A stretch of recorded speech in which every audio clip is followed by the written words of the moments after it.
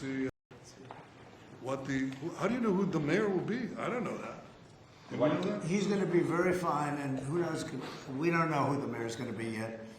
But this is a communist. He's not a socialist, he's a communist. And he said some really bad things about Jewish people, and he said some really bad things about a lot of people. And I think he's going through a little bit of a honeymoon, right? You know, it all comes through the White House. He needs the money through the White House. He needs a lot. He's going to behave. He'll behave. He better behave, otherwise he's going to have big problems. But it's a philosophy that this country is not ready for, and it never will be. By the way, we have a man with us who thought this was going to be a very glamorous, easy job. He's the ambassador to Israel, Mike Huckabee, former governor, former everything. I'd say he's a former everything, and respected and loved by everybody. And he loves Israel. He loves the state of Israel, and nobody loves it much more. And he's not Jewish, and he loves Israel. And he wanted to be there. I said, you know, Mike, it could be dangerous. No. Well, at least I was right about that. He was in every bunker you can be in. He was running around from bunker to bunker, but he's still with us, fortunately, and he's done a great job. Would you say a few words, Mike? Just want to say what an honor it is to serve you, Mr. President, and to see a historic horizon that we're looking at in the Middle East.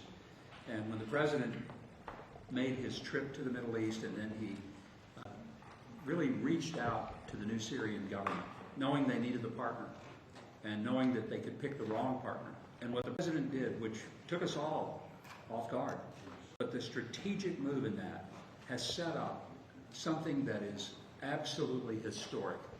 And Mr. President, I don't even think you fully comprehend the impact that you're having on the region. You know, it's so remarkable, and it was your leadership, your foresight. You did that when the B-2s went in.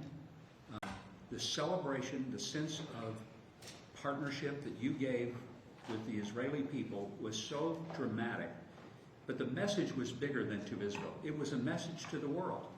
America's friends can trust us, but America's foes had better fear us. And that is a message that the President sent to everyone on the planet. And it is a message that will resonate toward a matter of peace, the likes of which I don't think we've ever seen. So thank you. Great job, you did. Thank you. They love you all. They respect him and they love him. You know, it's very, very interesting. We had the pilots here yesterday, as you know, and they were incredible.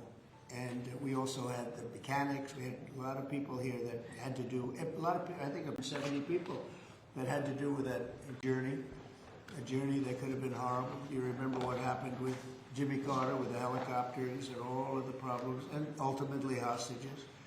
We had the exact opposite. Everything was perfect. It worked perfectly. But I didn't realize, I was saying to one, is this something that you felt strongly about? Absolutely, sir. I couldn't wait. I said, better than you, really better you than me. But he said, sir, we've been practicing for this mission for more than 20 years. From just after 2000, they've been thinking and practicing to go into that area. I guess you probably know that better. They've been looking at going in, but they never had a president that would allow them to do it. And perhaps right, perhaps wrong. I don't know if that's true or not, but I didn't realize they were preparing for that journey from just a little bit after 2000, the year 2000. And I was pretty amazed by that.